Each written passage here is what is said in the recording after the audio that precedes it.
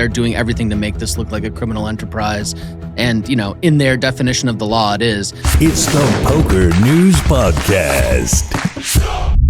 Ladies and gentlemen, welcome to episode 946 of the PokerNews Podcast, brought to you by WPT Global. It is going to be another episode devoted to the Lodge because there has been a lot of updates in just the last 48 hours or so since our last episode. Ben Ludlow, Mike Holtz at Level 9 Studio in Las Vegas.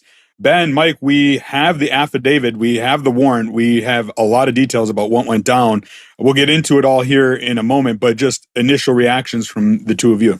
Yeah, my initial reaction is twofold. First, I am relieved that it's what we thought it was and what we've kind of been talking about, in that this is very much Texas trying to come after poker as a whole. I'm not relieved about that. I'm relieved that it's not something more nefarious like, oh, it's connected to the mob, or there's some serious, you know, money laundering thing with the triads behind the scenes and everyone's going to prison. Like, that was my biggest fear about people, you know, standing up and like supporting these guys because we all want to support them.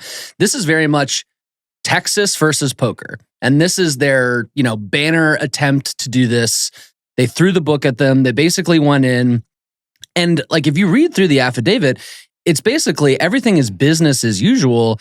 They're just going in and trying to kind of look for all the little loopholes and, you know, make a statement against Texas poker. So in one sense, I'm relieved. In the other sense, this is scary for Texas. And obviously we're going to talk about it some more, but I'm relieved and worried at the same time. I'm like furious, honestly. Yeah. I'm furious because my sense of justice alarm is going off. Yeah. This is crazy. Exactly. What are we doing at this point where nobody's doing anything nefarious? They're running a poker club. It's a social club. Everyone hangs out, chilling. Nothing crazy's going on. We as adults, we can make our own decisions, right? We know what we're doing when we go to play poker. We know we could lose some money. It happens. The majority of the time it happens, more than 50%. We should be able to make our own decisions. We should be able to decide if we want to go and play poker. To do what they did, to take 200 employees out of their jobs, to spend a year and a half. You got to understand, these are grown men. There's grown men in full-blown task force outfits. And they got a whiteboard with Doug Polk's face on it. And they're like, how do we help protect the community against Douglas?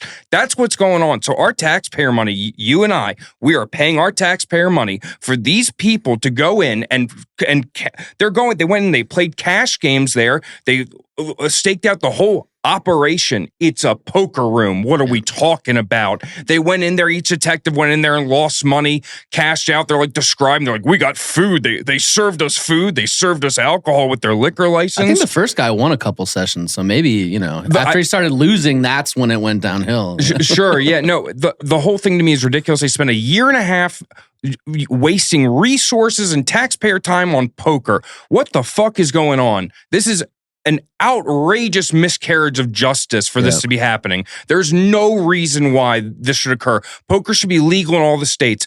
I can go online right now in 50 states in America and bet on war. I can bet on the prospect of, is a place going to bomb here, but I can't go and play poker in a Texas card room. What are you fucking talking about? This is bananas. And honestly, I am furious about this entire thing. And I think it's really unfair. And people like Tom Dwan, who talk shit on Doug Polk without the information online, they needed to apologize to him immediately because this is going to affect not only the livelihoods of the 200 people there, every single person that has chips, every single person that has tournament wires that they can't get, but every other poker room in Texas now is on high alert with all their employees, all their dealers. Everyone else is scared. You're going to have a run of people. This is a nightmare. You're killing poker in one of the biggest markets in a situation where after this big, beautiful bill where we got the 10% thing, it just seems like the trajectory of the United States government against poker is just going downhill fast, and it is scary.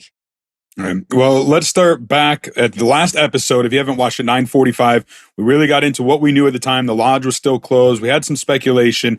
As I said, we've had a lot of developments and more information since then, starting with a statement from Doug Polk on Monday, March 16th. Now, this was 5 days after his last public comments regarding the raid that was on March 10th, right? So almost a week later, Polk did issue a statement on social media, and I'm going to read it in full. It says, "I did not participate in and still have no knowledge of any money laundering in the operation of the lodge.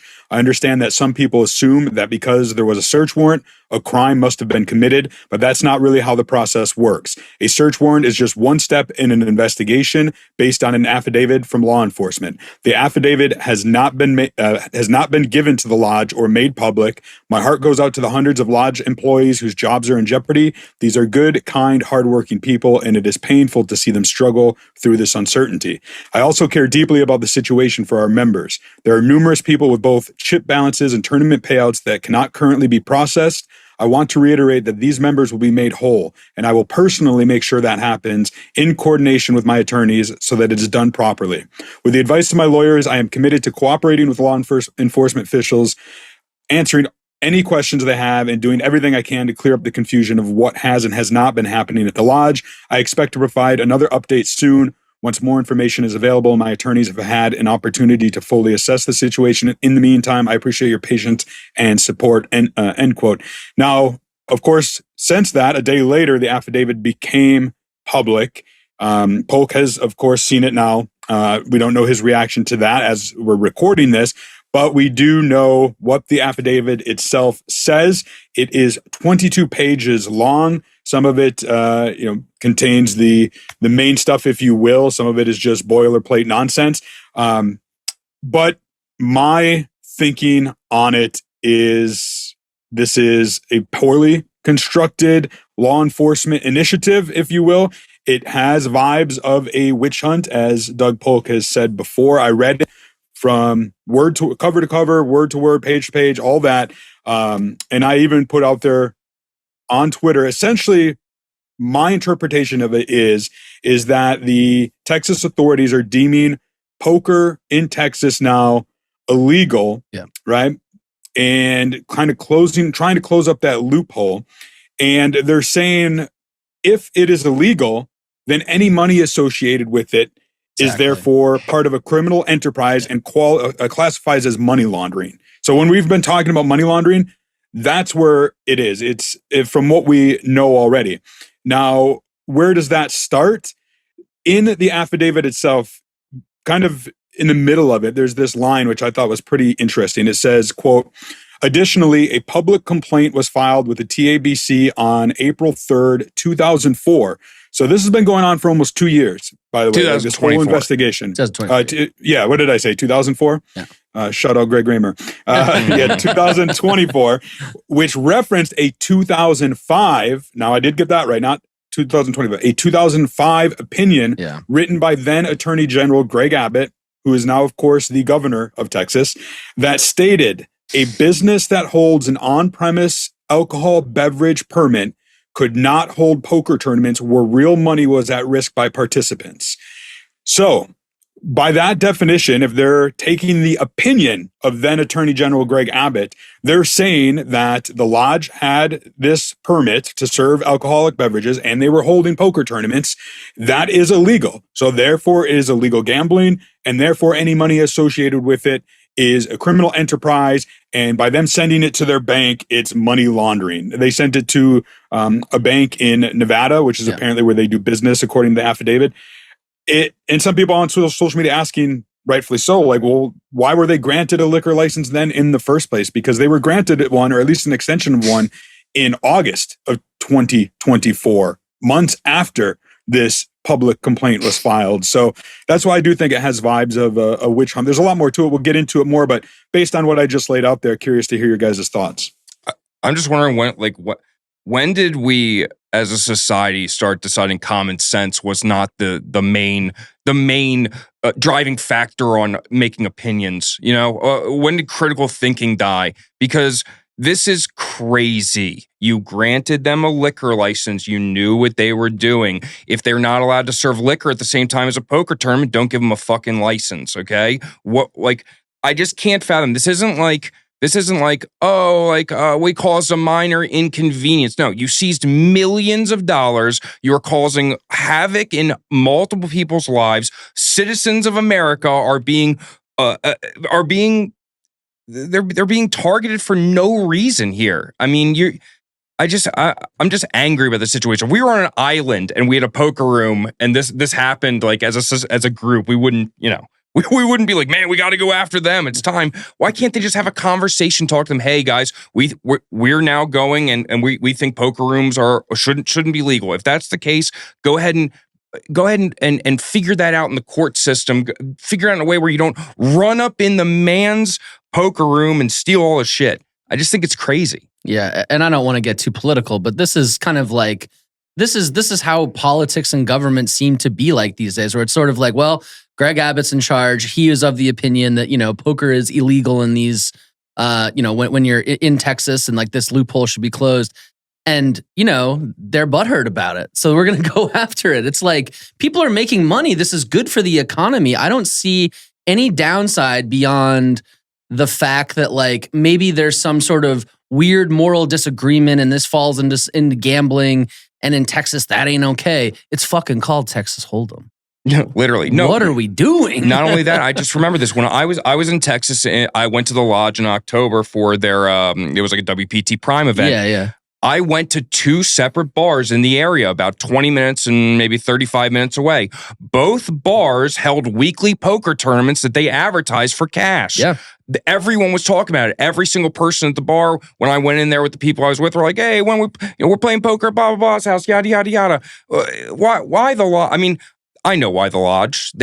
This is what happened. They said, we're going after the biggest place. We're letting we're letting everybody know poker's not allowed in Texas anymore, and we're going to stop it. We're going to make sure to protect the citizens from themselves. And thank God, because poker, as we know, is a dangerous game. And I don't even know. I mean, it's definitely the most high profile place, but like Texas Card House is like a much bigger organization. They've got 5 or 6 things going on. I mean, the big question for me now is, as a player, are you still going to tournaments?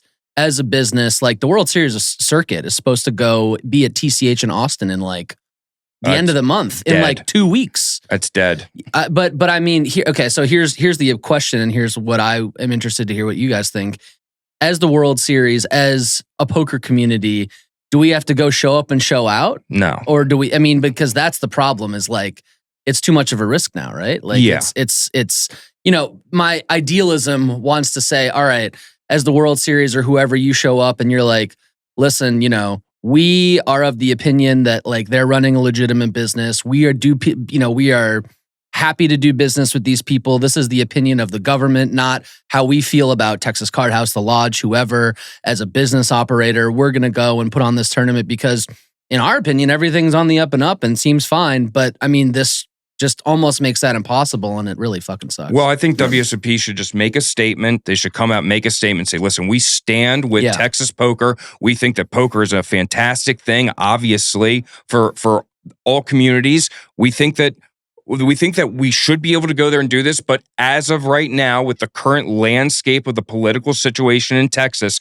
we don't feel comfortable doing that, because I don't know about you guys, but if they go and do this circuit and there's a raid midway through a tournament, that's on WSOP at this point, because you have all the information. Yeah. So if I was a Texan, I would be, first thing I'd be thinking about is, holy shit, they're literally going to kill Texas poker, and they're doing it, and it's going to happen. So can we stop it? I don't know.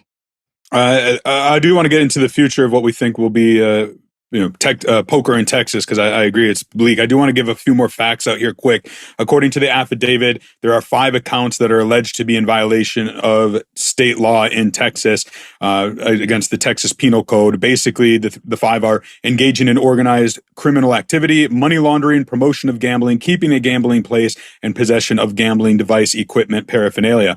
Again, gambling device, you know what I'm saying? They're saying, because like we said, based on that opinion by Greg Abbott, that they are, by by hosting poker tournaments, because they're also serving alcohol, it's organized criminal activity, and all money associated with it is money laundering. They're promoting gambling, etc., etc. I am curious. I also do want to clarify before I get into that. So we mentioned in a few past episodes, Doug Polk obviously he's the face of the Lodge Card Club, but Andrew Nemi and Brad Owen we've mentioned as well. Now they are part owner stakeholders in the Lodge, but the affidavit does share some details regarding them and other partial owners, and that their stake in it is minimal compared to Doug Polk, Jake Abdallah, and Jason Levine. Those are the three primary owners. They own 63.3% of the Lodge Card Club in Texas. So those are the three that are kind of being focused on in this warrant, if you will. They do list some others who own a partial stake in there, including Thomas Keeling, is Seriously Serious, who's done work with Doug Polk for many years. Some friends of mine, Jamon Burton, Jamie Kerstetter, Nick Petrangelo, a bunch of other names there too. I don't think any of these people that I mentioned did anything wrong in the slightest. As Mike mentioned, like if you read the affidavit, and I have, a lot of it is devoted to these undercover operations where they sent agents in to play 1-2 and gather information, and then they're laying it all out, like line by line. So-and-so went and bought into the game for $300. They had to get a membership, paid $20, seat rental, etc., etc. It's very bland, and all it says to me is, wow, the Lodge was running a respectable card room. Yes. Yeah, this is how things should be run. Do they not realize this? Yeah, I read that and was like, did I miss something? Those guys just went in, were helped, played 1-2, got their membership, cashed out. I'm like, yeah, that's how it works. In the affidavit, it's literally like they used a computer to order food and drinks. Yeah, I was like, oh, Jesus. Oh, my God. I mean, again, it all just goes back to the point that they have decided that they're taking a stand against this loophole, and that, I'm relieved that they are running a good business, and that it seems like if this is the model for Texas poker, that like in general, they're running the way they're supposed to be. However, that's just not allowed anymore. So, yeah, the only thing about the affidavit that, raises a little flag to me, and it's not like a huge red flag whatsoever. It was a little like, okay, they just need to be able to explain this. And if I had to guess, they will be able to explain it. It was that investigators noted that during the first 2 months of 2025, approximately $1.35 million was deposited from the Lodge through their cash vault, which is located inside the club, into a bank account held by Tempest Holdings. Tempest Holdings is the parent company, the name, the incorporation of the Lodge. And that was deposited into a bank in Nevada. As I mentioned, they do business through the Western Alliance Bank / Bank of America in Las Vegas, Nevada. The affidavit said that there is no bank records between the Lodge and a bank in Texas itself. So it sounds like they're doing business through this bank. And so they just need to be able to explain, okay, this is where that money came from. Yeah, which is probably from their business. They make money through their membership fees. I'm fairly sure, and maybe I'm getting this wrong, but it says in there exactly how much they collected per month and everything, and sent in the wires and everything. So, like, I don't think that's maybe I'm just reading it wrong, but I didn't think that was an issue at all. I think they were just. You make money in a cash business, you put it into a bank account. Yeah, it's the same thing as the marijuana businesses, right? Yes. When they originally opened up, you couldn't get places to accept your money, so they'd have to go out of state. They'd have to do all this certain stuff. They'd have to hold a bunch of cash. So I assume that in an unregulated market like Texas, where Doug Polk and the Lodge have done everything in their power to try to make it as above ground as possible, it seems like even that just wasn't enough. And it's you're allowed to bank in Nevada. If you live in another state, you're allowed to. It's legal, right? Mm-hmm. I mean, they're not doing anything wrong.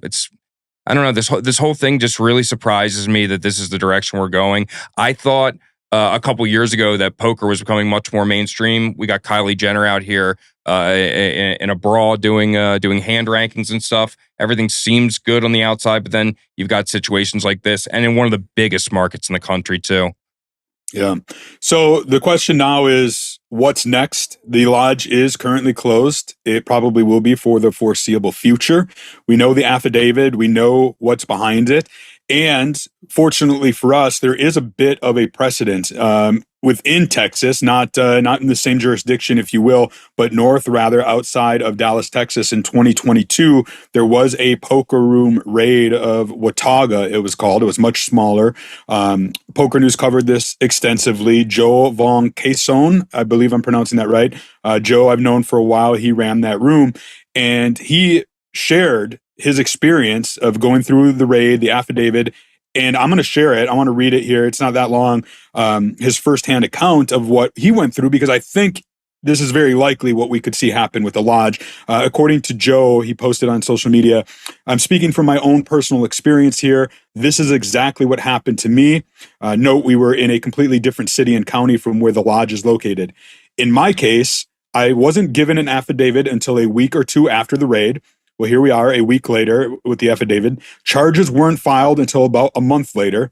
Right now, no charges have been filed. I was actually the last one charged. My employees were charged about a week earlier. Again, nobody's been charged as of right now, but we are hearing Doug Polk and Jake Abdallah and Levine's names being bantered about. And then afterward, I was approached by numerous news outlets, but my lawyer strongly advised me to not speak publicly until the matter was resolved, which took about a year. In the end, all charges against me and my employees were dropped after I agreed to let them keep all the money that had been confiscated during the raid. Unfortunately, I was not permitted to reopen my business. I truly hope things turn out differently and better for the lodge and everyone involved. I wish them all the very best." I remember that story very well. We covered it, as I said, on Poker News. I was in that room prior to the raid. I had visited there on our Texas road trip. And Ben, Mike, I got to tell you, like, if I had to guess, that's how things are going to play out for the lodge, with greater ramifications for the wider Texas poker industry. Yeah, and I think that, I mean, you know, if you look at this is a serious affidavit too, and I wouldn't be surprised if charges are brought against these guys. Like, they're going after it. They're doing everything to make this look like a criminal enterprise. And, you know, in their definition of the law, it is. I think the good news is that they picked the worst guy in the fucking world to pick a fight against. Like, you know, I'm sorry, I'm blanking on the name of your buddy who owned the room just now, who was talking about it. He talks about how he ran out of money. Doug ain't gonna run out of money or gonna stop fighting. Like, I think that's the number one thing that is in the favor of this whole situation, and maybe a bright spot for the future is that, like, this isn't gonna be some quiet trial if it goes to trial, or like, you know, some plea deal because he runs out of money. Doug's gonna make this as public as possible. He's gonna fight as hard as possible, fight for the lodge, fight for his employees, all that stuff. And I mean, you know, they still might lose, right? Like, again, under the definition of the law that they're presenting, they are running a criminal organization. But, like, this is a watershed moment for poker in general in America. And I am at least relieved and excited that there's someone like Doug who's going to probably fight. Obviously, it's for his business, but I think, like, he will see this as a crusade for poker as a whole. I think they have almost no chance to win. I think Doug Polk has almost no chance to win. As someone, it doesn't mean he's not going to try. No, I That's agree. more my point. I agree that he will try. I just think that the criminal or the justice system in general is set up in such a way that if the prosecution wants to fuck you, speaking from personal experience, they're going to do it. The state itself is like, I mean, man, it's really hard when you have a group of people who are so against something, right? If they're so against poker that they're running into this place, they want this at, like you said, I mean, it's going to be this is a key thing for them. They want to win this. They've clearly chosen their target. This isn't a thing where they just like went in by themselves. There was multiple organizations that went in with them. The IRS, Greg Abbott, the governor of Texas, is the one with the original ruling. He for sure was on board with all of this, which means that the law is on board with getting rid of poker in Texas. That's at least what I'm seeing. Yeah. What I think when I read this affidavit, I said, holy shit, they're killing poker in Texas, and they're doing it on purpose. It's unfortunate. I tend to agree with you, Mike. I think best case scenario is that Doug's lawyers work some magic and do it relatively quickly, strike some sort of a deal, and the lodge can resume operations. I think that is highly unlikely. I think that this is going to drag out, as Joe said in his experience with his club. And I think the longer it drags out, the less likely of a positive outcome. And I think that, if they're doing this to the lodge, the other rooms from around the state are taking notice. And I can envision that they will take the risk of continuing to operate, knowing that this is the position they've taken with the biggest room in the state. I think will only embolden law enforcement, both local, statewide, and that inevitably would lead to all games going underground, right? So the public card rooms as we know them, the Texas card room scene as we know it, would cease to exist. And I do think that if that collapse happens, it is going to be relatively soon. I think the dominoes that you might see, and this is just me speculating, but the dominoes you would see that might lead to that outcome would be, the WSOP canceling their circuit, which probably would be prudent. Other tournament series being canceled, other rooms closing, or, the biggest one would be if somehow the lodge ends up closing their other location in San Antonio. I don't know if any of that will happen. Like I said, I would hope for a positive outcome, but yeah, Mike, like you said, it's not looking good based on this affidavit. I think that the best case scenario is what happened to Joe. I think they got to give the money to the government and call it a day with the business. I also think the Lodge San Antonio has to close, and I think that, and I hate saying this because it's like I don't know. What I'm going to say is like advocating for like I personally, if I lived in Texas, I wouldn't go to another poker room. At this point, until this gets clarified. I'm not trying to get involved in a raid where they're taking my money. I'm not trying to get in a situation where I go to a poker room that isn't the lodge, right? I go to a place that's less well-known where there's not a Doug Polk, and then I win $205,000 in a tournament there, and they can't wire it to me the next day. You know what I mean? Mm. Yeah, I mean, I can tell you from experience, having traveled to different card rooms, more than 24 in Texas, like I'm not comfortable in a lot of the rooms. I was comfortable at the lodge. They were running it the right way based on my experiences. Yeah. There are the card rooms that aren't, and they're doing a lot more shady, which makes this all the more terrible. Is you're actually going against what I perceive, at least right now, to be a good operator in the space and ignoring maybe some of the bad operators. My colleague John Sofin and some others from Poker News are headed down to Texas. They actually had a Texas road trip planned before any of this went down, but now they're going to go and, of course, pivot a little bit in terms of trying to gather more information, talk to some people on the ground there. I'm sure Poker News is going to have more content surrounding not only the lodge, but Texas poker in general. We will be talking about it more here on the podcast. We might even do some more emergency sessions as needed. Since I first came into poker, when I worked at Poker News in 2011, the entire theme of my life in poker has been like moments where people are trying to get people to not play poker. And it's just sad and it sucks. And, I hope that this is a moment where people can come together, that we raise awareness, that Doug steps up, that this becomes a national story, that somehow this gets taken to the state Supreme Court or something. I'm not optimistic, just given everything we just talked about. But, we're out here fighting for our livelihood, our business, our way of life, our lifestyle. Like, this is a moment where we all need to come together and support these Texas rooms as much as we can and however we can. Like I'm with Mike. Like I would feel uncomfortable, going to play a tournament where I'm going to win $200,000 and not know if I'm going to be able to get paid out or a raid. Like it sucks, and I can't believe I'm even saying that. But whatever you can do to support these people and this scene, do it, because I think that 99.9% of the people in this market and are operating, well, I'll go 95% because there are some shady spots, but are doing it the right way, are doing it above board, are trying to just operate a good poker game and not trying to operate a gambling place. And, I'm excited to see how Doug fights this, because if there's anyone in the industry, in our world, who you want kind of at the forefront of this, who's smart, who's not afraid, who's got money, who's going to like do everything in his power, it's him. So, this is really unfortunate and I'm not optimistic, but God, he'll put up a fight. I know that. I'm hoping that the summer schedule for Vegas, that the Wynn, that the Venetian, that the Aria and that WSOP take a very proactive stance on hiring Texas dealers, because They've got a lot of excellent dealers down there, a lot of fast dealers that know how to deal the game. When we play in the summer and they hire all these dealers that don't know what they're doing around the area, you get these situations where you're playing in $10,000 poker tournaments with terrible dealers. You have a gigantic pool of dealers right now that are going to be out of work or are out of work currently. Let's utilize them. Let's make sure these people can feed their families, and let's also improve poker and stick by them and show that we stand with people who make their living in the poker industry. We don't think it's a thing that should be villainized. In fact, the opposite. And I just hope that in the future that the government and those authority entities can see that from our perspective. But I'm not exactly waiting with bated breath.